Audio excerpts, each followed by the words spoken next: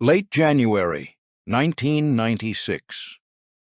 The last Friday of the month, a narrow road cuts through 800 acres of Chester County woodland, 30 minutes west of Philadelphia, past thoroughbred paddocks, past a white-columned Georgian house, past a Tudor gabled cottage, past an Olympic regulation wrestling gymnasium, and, half concealed by the tree line, a 15-ton armor personnel carrier in dull institutional green that has no business on any private estate in the continental United States. 3/4 of the gunpowder that lit America's wars belonged once to one family. 3,500 living cousins share the fortune now. The man who owns this particular acreage has personally added more than 24 bird species to the scientific record. Handsome land, a quiet afternoon, but shortly after 3, a silver Lincoln town car will roll up the drive of a stone cottage on this property. 3 shots will leave the driver's window. On the gravel, within the minute, a 36-year-old Olympic gold medalist will be dead, and his widow will be running from the kitchen door.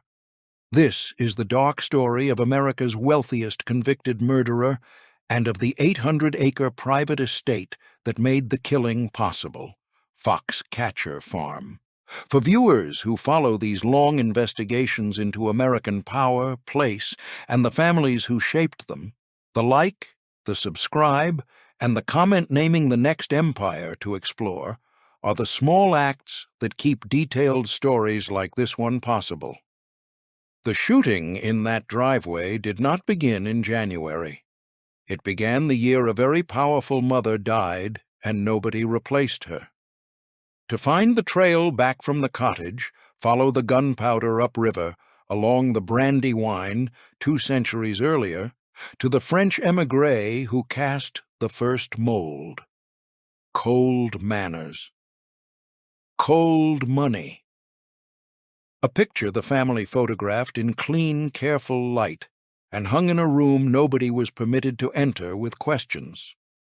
What follows is a story about a name nobody had ever quite learned to refuse, and about what years of unrefused permission will eventually produce, out on unfamiliar ground, in front of a witness. No one said no. Chapter 1. A Mill on the Brandywine. Pierre Samuel du Pont de Nemours stepped off a boat in Newport, Rhode Island on January 1st, 1800. He was a minor aristocrat, a friend of the French physiocrats, a survivor of the terror that had sent many of his circle to the guillotine. He brought with him his son Eleuthère Irene to the family, a chemist who had apprenticed under Antoine Lavoisier in Paris before Lavoisier himself was executed. In 1802, Irene built a black powder mill on the left bank of the Brandywine River, just upstream of Wilmington, Delaware. He called the firm E.I. du Pont de Nemours and Company. The mill pressed powder for muskets, for mine faces, for the slow demolitions of a republic still inventing its own geography. Early output was modest. The War of 1812 changed that. The United States government needed powder. The Brandywine mill sold it powder. The Mexican War needed more. The Civil War needed more again. By 1865, the ledgers of E.I. du Pont de Nemours reported that the firm had supplied approximately half of all gunpowder fired by the Union Army. The accounting was cold. Every shell that burst at Gettysburg, every musket rethumbed at Antietam, every charge placed in a river channel to clear a Confederate snag had burned DuPont powder, and every pound of it had left a small deposit in a counting house on Market Street in Wilmington. By 1881, the company controlled 85% of American explosives. By 1905, the DuPont firm produced 3/4 of all blasting powder, dynamite, and gunpowder manufactured in the United States, on assets valued at $60 million. Re-expressed in modern money, nearly $2 billion, the scale becomes almost farcical. A single extended family held, for a generation, the means by which the country tunneled its mountains, mined its coal, armed its soldiers, and dispatched its enemies. There were other hands in the counting house, hands the counting house did not keep a column for. The Brandywine mills were worked by French Huguenot powder men, then by Irish laborers from the Wilmington tenements, then by later waves from the German and Italian quarters. The labor was mortal. Between 1802 and 1921, the Du Pont mills logged at least 288 explosions on the upper and lower yards. At least 228 men and boys were killed in those blasts. The historical register names them by plant and by date. In most cases, not by person. The worst came on March 19, 1818. A foreman, company records conceded afterward, had been drinking. 5 mill buildings lifted off the ground at once. 34 workers died on the spot. The concussion crossed the creek and pierced the founder's own house on the far bank. Inside the house, the founder's wife, Sophie Madeleine Dalmas du Pont, was struck by flying debris and never fully recovered. She survived, diminished, for 10 years, and then died. The family grieved Sophie. The firm rebuilt the mill within weeks. The workers were replaced within days. On the 20th of March, the powder yards reopened. The pattern held across the 19th century. October 1st, 1890, 12 more men killed in a flash. April 14th, 1915, 30 more.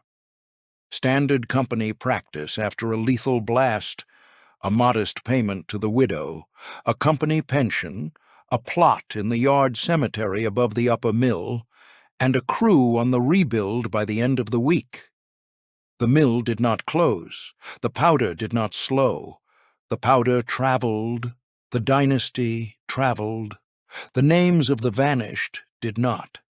Then the century turned, and the mills turned with it. The First World War delivered Allied contracts on a scale the family had never imagined.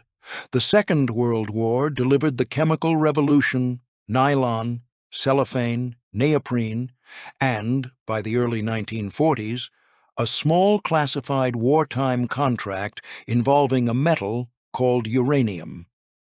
By the end of the decade, E.I. DuPont de Nemours was one of the 3 largest chemical companies in the world. Forbes today places the combined DuPont family fortune at about $14.3 billion, distributed across more than 3,500 living descendants. No single living DuPont appears on the Forbes 400. That is the mechanism. The family's power has never been stacked in one towering heir. It has been diffused across a lattice of cousins, trusts, boards, and estates, clustered along a corridor that runs from Wilmington up through Chester County, Pennsylvania, and on into Delaware County.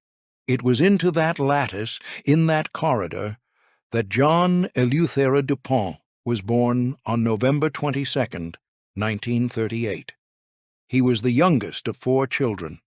He would be the last of them, in the end, to die free.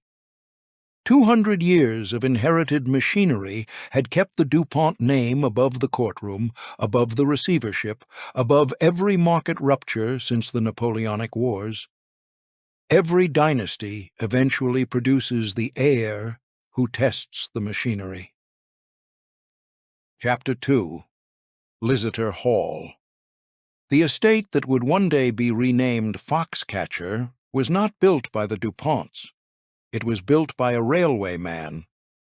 In 1922, William Lisiter Austin, an executive of the Baldwin Locomotive Works of Philadelphia, at the time the largest manufacturer of steam locomotives in the world, gave his daughter Jean Lisiter Austin and her new husband a plot of roughly 200 acres in Newtown Square, Pennsylvania, as a wedding gift.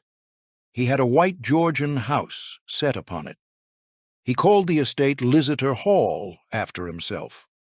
The new husband was William DuPont, Jr., a cousin of the Brandywine line and already a man of complicated inheritance. He had his own passions: thoroughbred racing, fox hunting, and a private stable that raced horses under his colors at Saratoga and Pimlico and Belmont. The stable's racing name was Foxcatcher Farm. Jean Lissitor was 25 when she moved into Lissitor Hall. She would live on that land in one form or another for 66 years. She would die in the upstairs bedroom in 1988.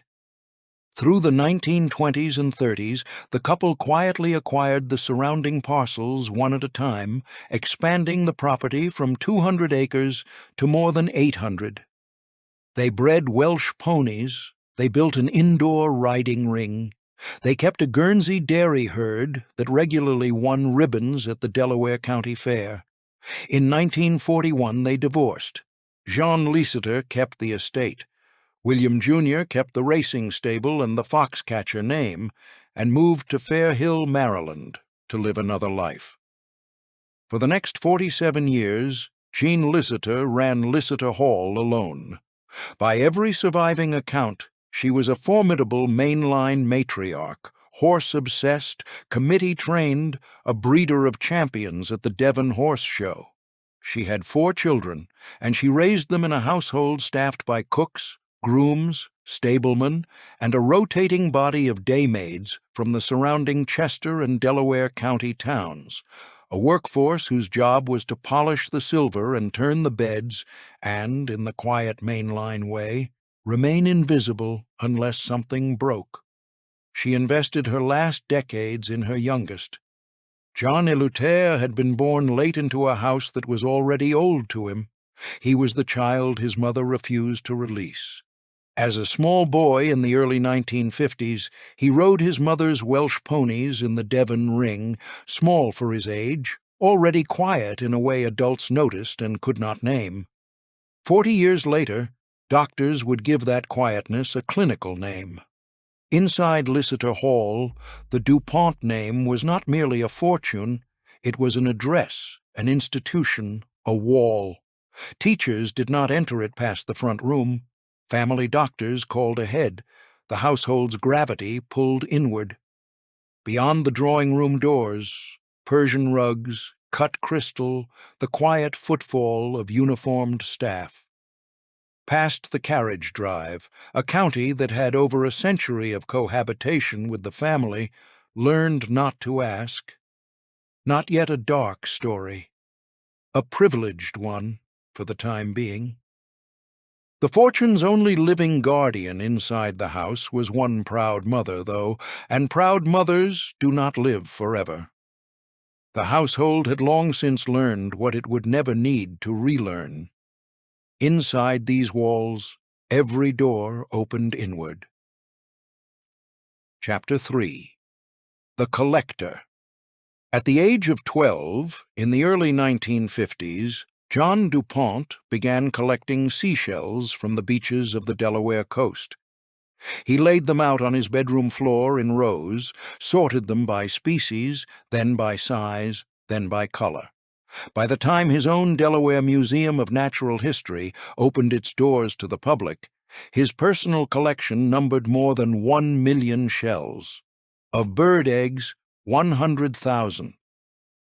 His interests were compulsive in the way of very lonely children: shells, eggs, stamps, thoroughbred racing times. He rode his mother's ponies and timed his mother's stopwatches and learned, with each added category, that a Du Pont could buy any object he decided to love. He enrolled at the University of Pennsylvania.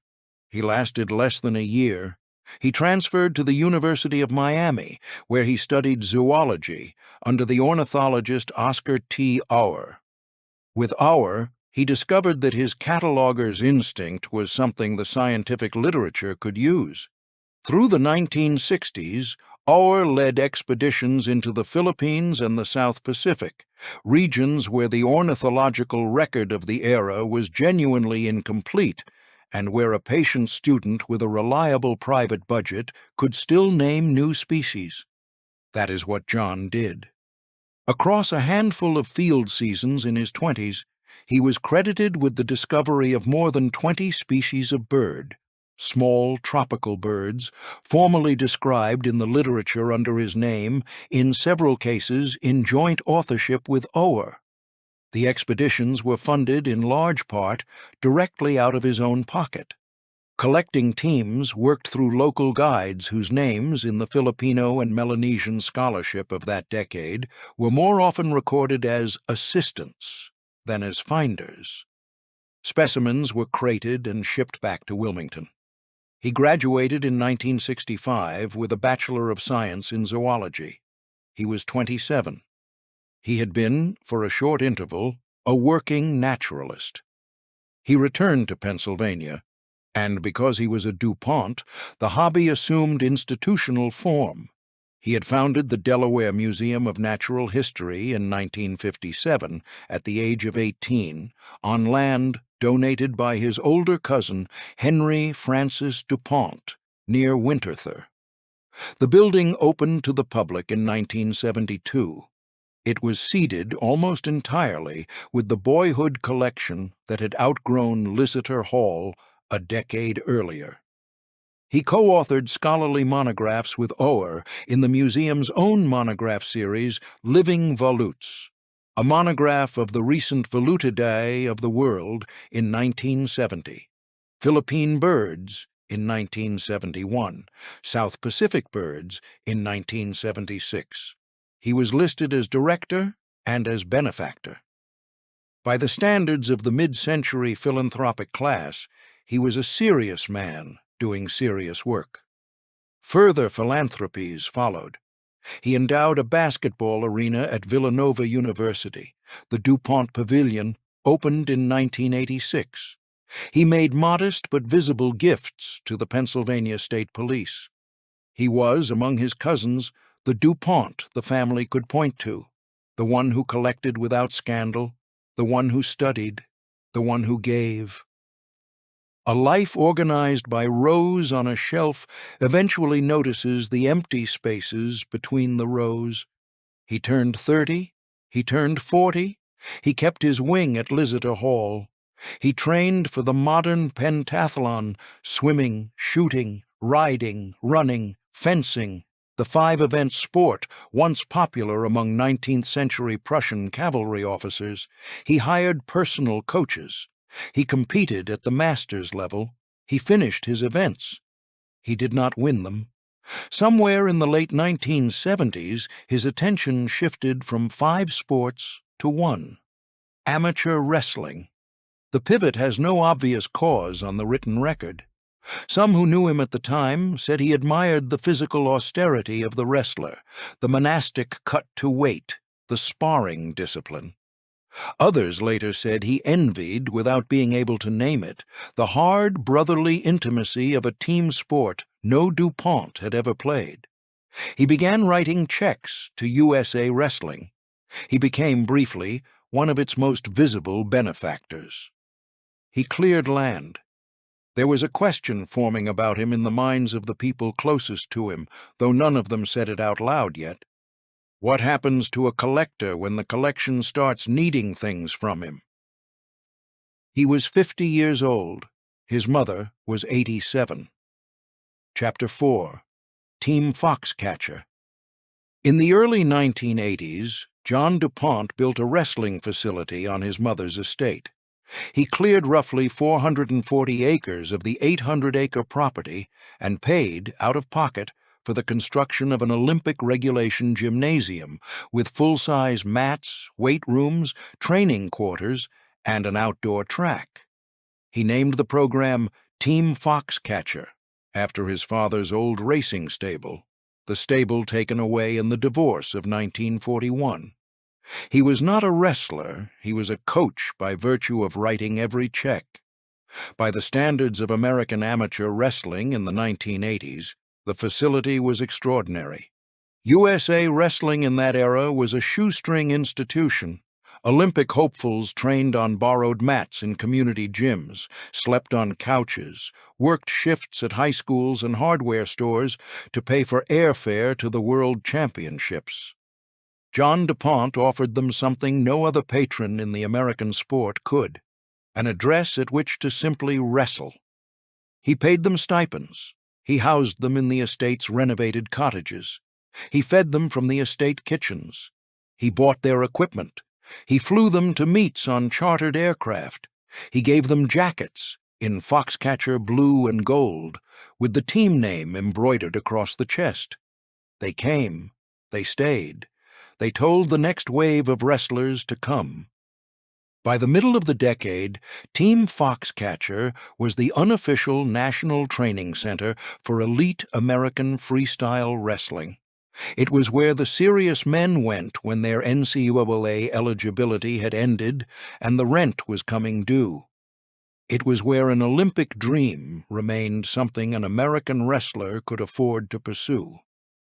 One wrestler stands above the others in this story: Dave Schultz, the 1984 Olympic gold medalist at 74 kilograms, a former NCAA champion at the University of Oklahoma, 1982.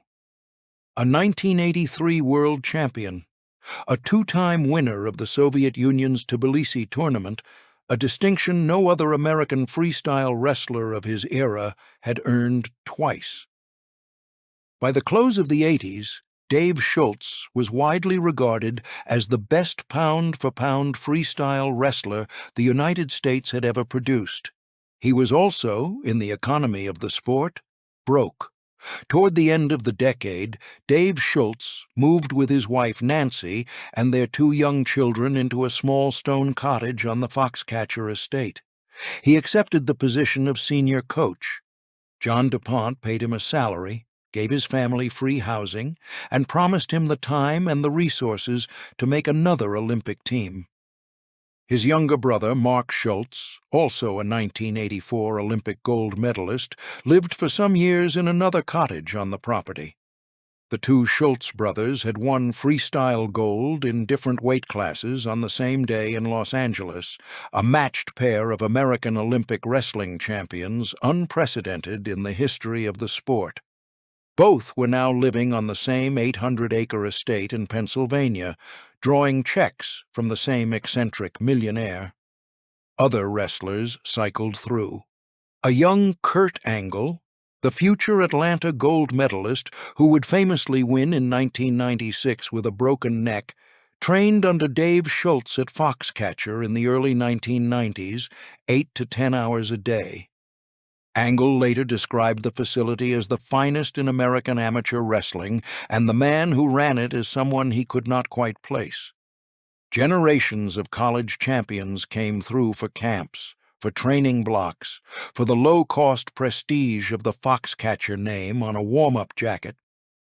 For most of a decade, if you were a world-class American freestyle wrestler in your prime, the likeliest place to find you on a Tuesday morning in the off-season was a 440-acre property in the hills west of Philadelphia owned by one man named John du Pont. From the road, the picture was almost generous.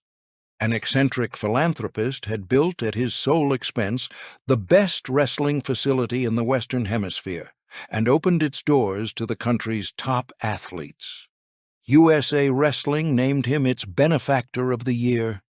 The national press ran polite profiles of the naturalist-turned-coach. Olympic medals came back from Seoul and, later, from Barcelona. The Foxcatcher jacket became, for a brief window, the uniform of American freestyle wrestling. The athletes' daily experience was a harder thing to describe. They were not employees in any straightforward sense. They were on a payroll, but they were also guests at the pleasure of a very rich man whose pleasure was unpredictable. They were expected to be available. They were expected to wrestle with him and to let him win. They were expected to absorb his unorthodox training theories and his unscheduled interruptions. They were expected to show up in the jacket, smile for the yearbook photograph, accept the drink pressed into the hand at the banquet. More than one wrestler who came through the program in those years would later describe the experience, in memoirs and in documentary interviews, as living inside a very comfortable cage. Past the mat room, a quieter hierarchy held. He was John du Pont, and everything on the property operated by his permission. Some of them noticed, even then, that something was coming apart. He drank heavily. He vanished for days. He began describing threats nobody else on the estate could see. The checks cleared regardless. The jackets arrived. The coaching staff was, at the level of Dave Schultz, the best in the country. The medals came home. On the main line, the neighbors noted, in the way mainline neighbors note, that Jean Liceter's youngest had grown odd in middle age. They did not press the point. A Du Pont in eccentric middle age was, by long Delaware Valley convention, not a subject one raised at the club. For the time being, the ODD behavior stayed inside the gates. Then came 1988. Jean Liceter Austin Du Pont, 91 years old, died that year in the upstairs bedroom of Liceter Hall. Her youngest was 50. He had lived on the estate for most of those 50 years. The estate passed to him. The checkbook passed to him. The decisions passed to him. Within weeks, he renamed the property. It was no longer Liceter Hall Farm. It was Foxcatcher Farm, after the racing stable his father had taken away in the divorce of 1941. He buried his mother and came back to a house no one could reach him inside. The last person in that house who might have refused him had been buried in the summer. There was nobody left upstairs. No one said no. Chapter 5. The Perimeter. The unraveling did not arrive all at once. It seldom does. Across the 7 years between Jean Liceter's death in 1988 and the shooting in January 1996, the hairline cracks in John du Pont's reasoning widened steadily into something the estate staff, and eventually the wrestlers, and eventually the lawyers, could not reasonably call eccentricity. The earliest changes were the kind only a household notices. He began locking doors he had kept open for decades. He asked the maids where they had moved objects that had not been moved. He had the treadmills and exercise bikes removed from the main house, on the stated grounds that the machines were reversing time. Nobody argued with the stated grounds. He bought, through channels the family's lawyers would later describe as irregular, a dark green M113 armored personnel carrier. He used it to patrol the estate perimeter, telling staff the vehicle was the only way to avoid being spotted by the foreign observers he was convinced had infiltrated Delaware County. He drove the APC across the lawns. He drove it through the rose beds. He parked it near the wrestling gymnasium, where the athletes trained themselves not to remark on it. He began shooting geese on the estate lake. He told the staff that the geese were casting spells upon him. He dynamited fox earths along the hedgerows. He grew convinced that particular trees on the property were mechanical, that they watched him, that they shifted positions at night. He began searching for tunnels underneath the lawn.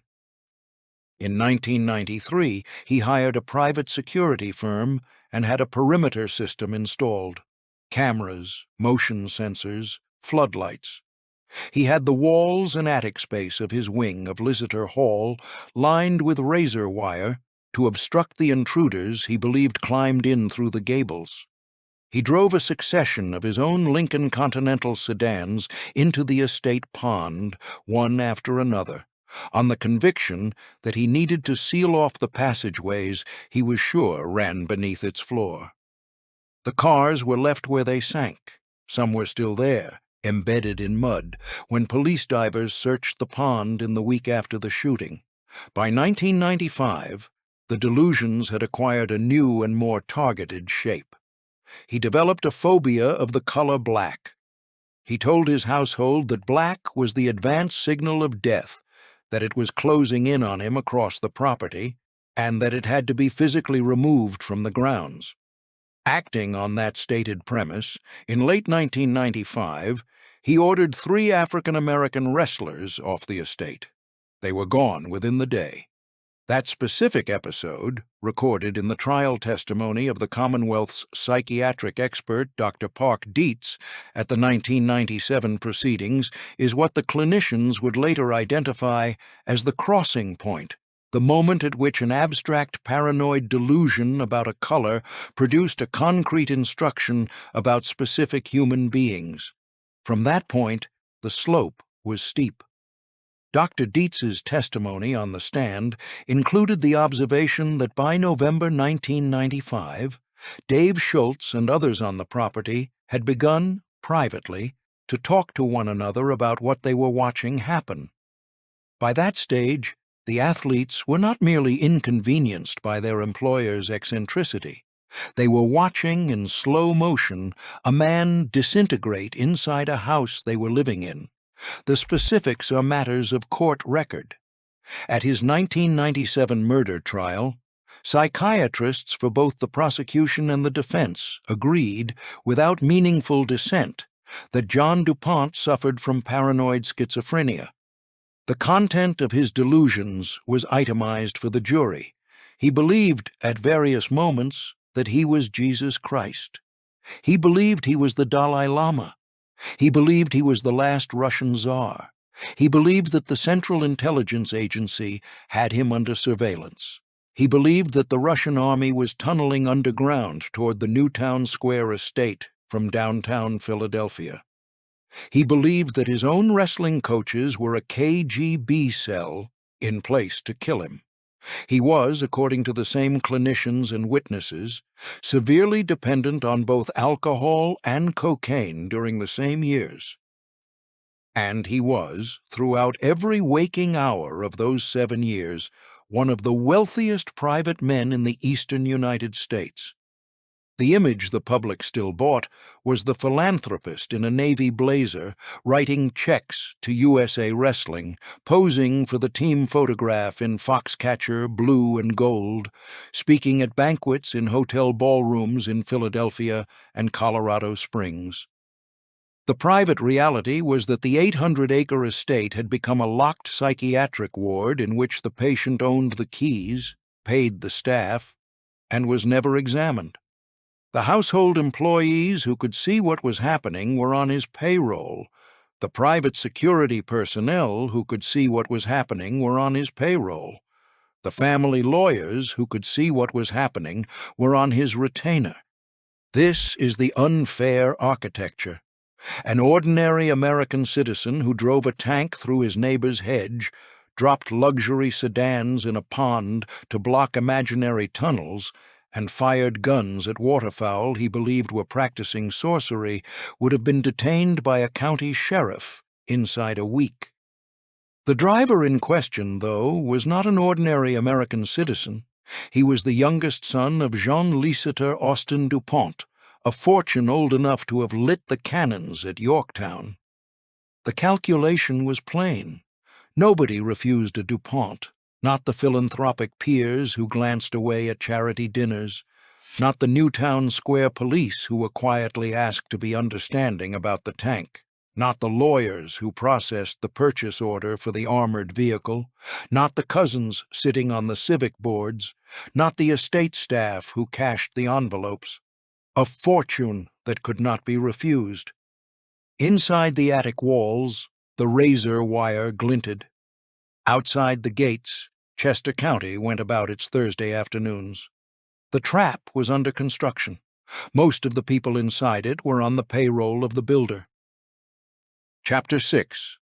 The Stone Cottage. A few hundred meters from the main house, along a gravel cottage road, stood a stone house with a sloping lawn and a tin-roofed tool shed. Dave and Nancy Schultz lived here with their 2 young children.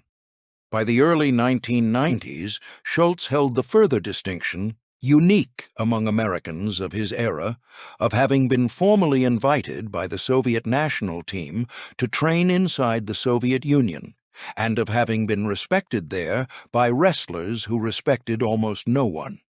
He spoke passable Russian, he wrestled in the Soviet style, He was, in the imagination of a badly paranoid man, exactly the sort of American whose biography might plausibly support the theory that he was, in fact, a Russian asset. Schultz had come to Foxcatcher for the reason every other top wrestler had come to Foxcatcher. The facility had the money. American freestyle wrestling in the 1980s was a poor sport inside a rich country.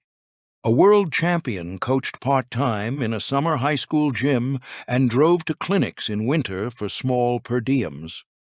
When John du Pont offered Dave Schultz a full-time salary, a free cottage on a private estate, an Olympic regulation gym, charter flights to international meets, and a promise to support the family through another Olympic cycle, Dave Schultz accepted. So did his brother. So did most of the best freestyle wrestlers in the country. Inside the cottage, laundry on the line, children's drawings taped to the refrigerator, a kitchen table covered in training logs. Up the drive, behind the colonnade of Liziter Hall, the APC in the tree line, the razor wire in the attic, a man convinced his senior coach was a foreign assassin. Same acreage. Different centuries, almost. Dave Schultz was not the first person on the estate to understand what was happening to John du Pont. He was not even the first wrestler to understand. In the months before the shooting, other coaches and athletes had quietly drifted away. Some told trusted friends that the facility had become unsafe. Some told no one. The 3 African-American wrestlers dismissed in late 1995 did not come back. The team thinned. Chapter 7. The Driveway. Shortly past 3 in the afternoon, on the last Friday in January, a silver Lincoln town car turned up the drive of the stone cottage. At the wheel sat John du Pont, 57 years old, a revolver in his jacket. In the passenger seat sat Patrick Goodale, a former officer of the United States Marine Corps, now the head of John du Pont's private security detail. Nancy Schultz was in the cottage. She saw the car pull up. She saw her husband look up from the engine compartment. Dave Schultz walked toward the driver's window. He had been the calm voice on this estate for 7 years. He was walking toward the employer whose temper he had managed and whose delusions he had absorbed and whose wrestling program he had, by that point, been holding together almost alone. Shots. Rapid. Nancy Schultz saw it. Patrick Goodale saw it from the passenger seat. He watched the revolver come up. He watched the trigger pulled. He watched his employer shoot a man he had worked alongside for years. Here the structure matters. Patrick Goodale was not a family member. He was not a cousin, not a lawyer, not an heir. He was a paid retainer, a former Marine employed to keep John du Pont safe from whatever threats John du Pont believed he faced. He was, in that specific moment, the only guardian the fortune happened to have within arm's reach. He did not intervene. He could not have intervened. The 3 shots were fired before any passenger could have reached across a console. He had driven the Lincoln up the drive, though. He had sat beside the revolver on the way. Whatever chain of command had brought that car to that cottage at that hour, he had been a link in it. After the shots, John du Pont reversed the Lincoln down the drive and returned to the main house. He locked himself inside. The Pennsylvania State Police were called. A standoff began that would run 48 hours. Nancy Schultz ran from the cottage to her husband where he lay. A neighbor called the ambulance. By the time the paramedics reached the cottage, Dave Schultz was dead. 36 years old, 2 children under 10, Olympic gold medalist, world champion, coach, defender. Outside the gates of the cottage garden, the January afternoon carried on as ordinary afternoons do. Inside the gates, the first guardrail that should have engaged, an ordinary criminal justice system, arrived 2 decades late. The standoff ran from the afternoon of January 26th into the afternoon of January 28th. State police surrounded the mansion. Commanders, briefed by psychiatrists on John du Pont's paranoid schizophrenia, made a calculated choice. They cut the heating oil to the house, reasoning that a cold house would draw him out. On the afternoon of the 28th, a repair technician approached the house, introduced himself as a boiler engineer, and John du Pont stepped outside to speak with him. He was taken into custody without a shot. The revolver was recovered. Ballistics confirmed the match. The tally was brief. A father gone. A sport without its finest coach. An estate whose interior life, sealed behind 2 centuries of name, had now broken onto the public gravel. This time the silence did not hold. Chapter 8. Commonwealth vs. du Pont. The trial of Commonwealth of Pennsylvania versus John Eleuthère du Pont opened in Delaware County Court in January 1997. By every professional measure, the case was an anomaly. The Delaware County District Attorney's Office estimated the defendant's personal fortune at approximately $250 million. His defense team, led by the Philadelphia criminal lawyer Thomas Bergstrom, argued a figure closer to $125 million. By either measure, John du Pont was, in the professional consensus of the Pennsylvania bar, the wealthiest American ever to stand trial on a charge of murder. The defense did not dispute the shooting. Nancy Schultz had seen it. Patrick Goodale had seen it. The physical evidence was overwhelming. The defense disputed the state of mind.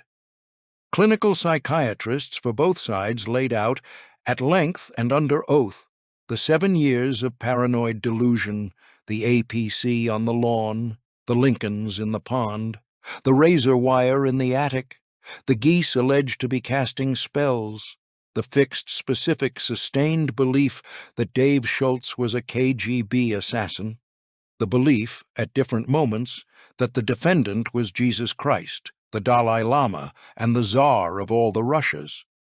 The jury heard testimony about the cocaine.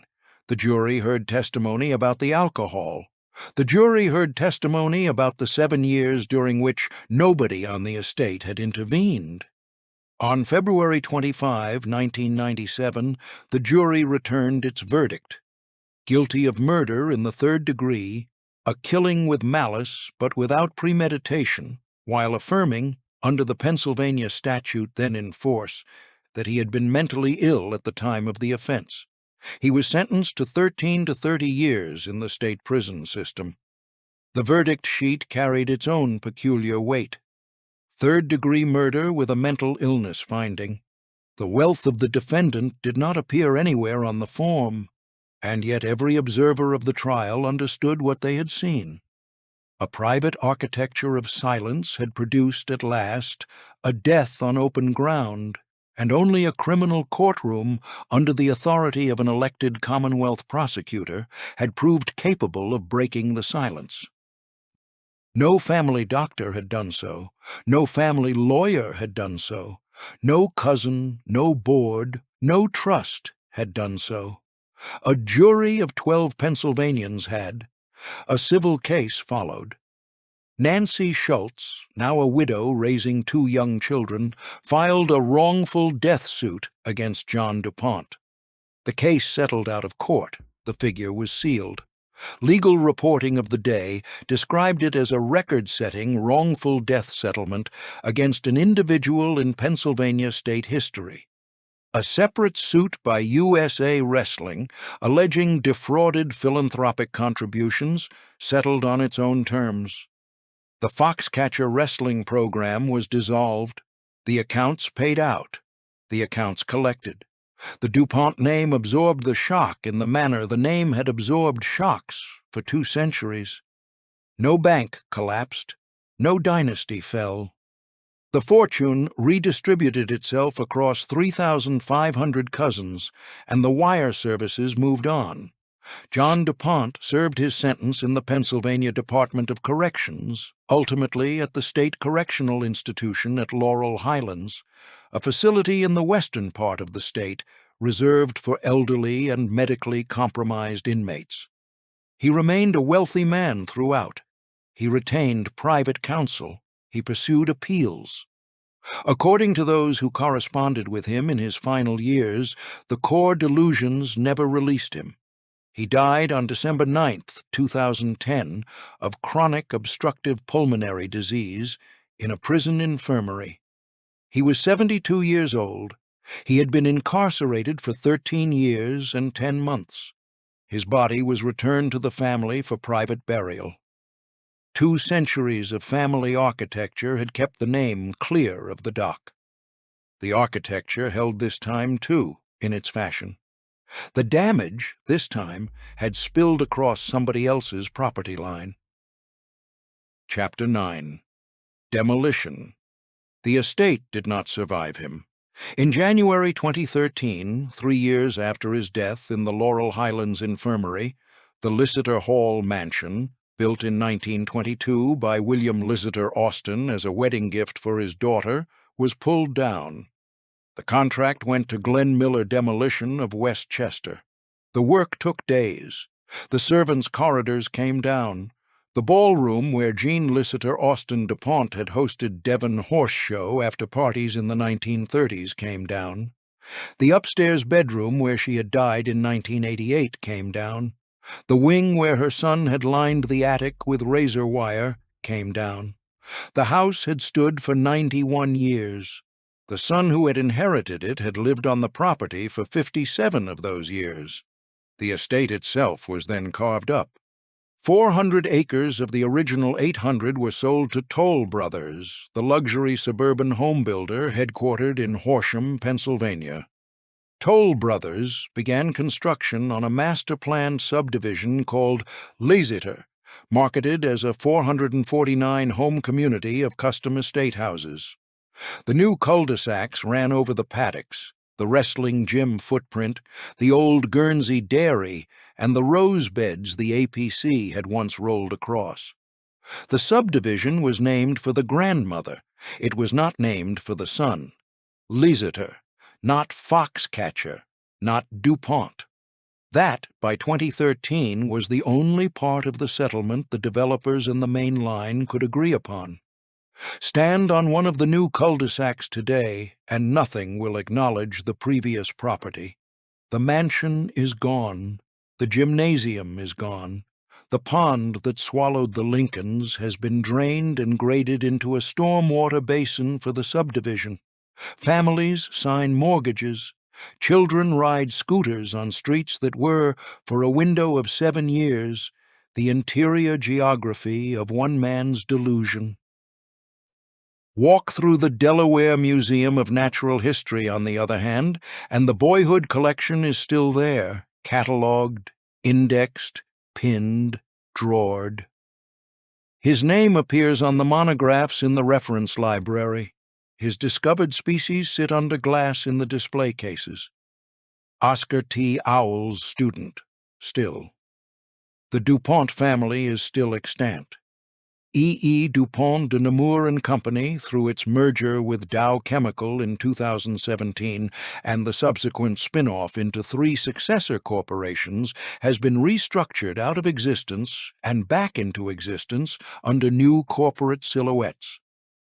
The family fortune, $14.3 billion on the current Forbes estimate, continues to sit in its trusts and boards and cousins along the same corridor the Brandywine powder first made rich. Nancy Schultz raised her 2 children alone. In the years since, she has devoted substantial public time to the program her husband died believing in, USA Wrestling at the junior and senior levels, where the Dave Schultz Memorial International is now an annual fixture. He entered the National Wrestling Hall of Fame in Stillwater, Oklahoma, the state where he won his NCAA title shortly after his death.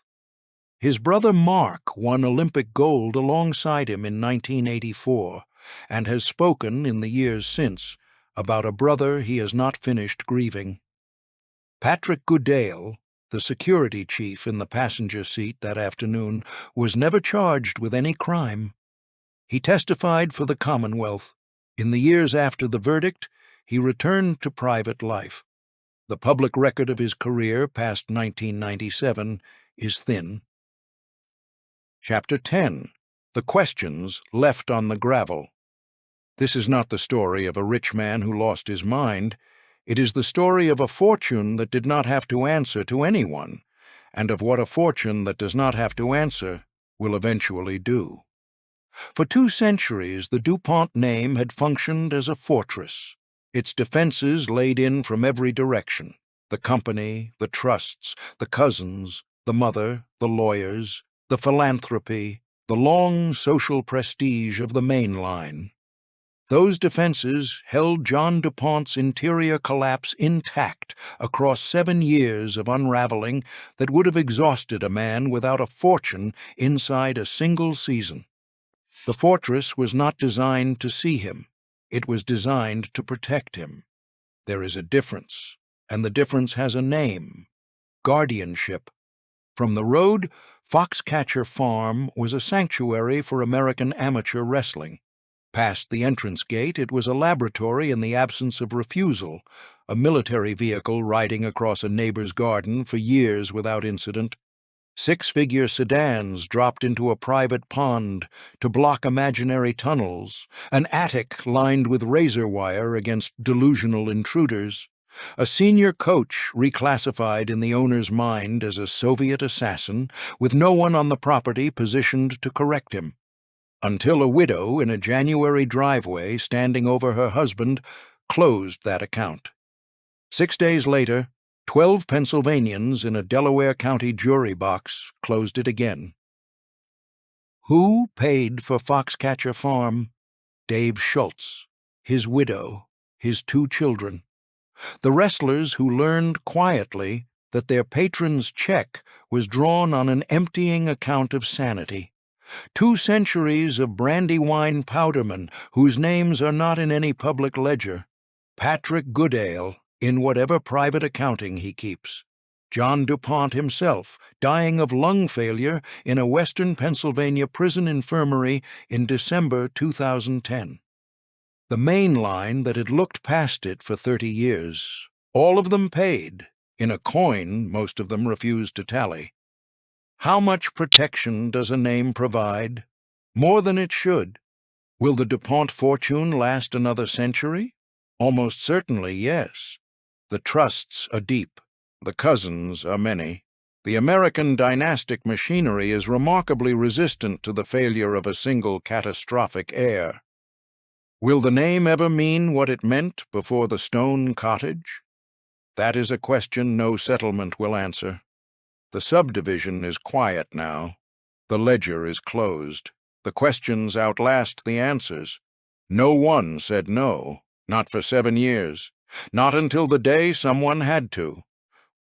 Which empire deserves the next investigation? The Astor dynasty's Ponce de Leon compound in Florida? The Rockefellers' Pocantico Hills and the family feud that nearly unmade it? Or something older, a forgotten Iron Baron's country seat in the Alleghenies that nobody has told? The channel's next investigation goes to the empire the comments choose.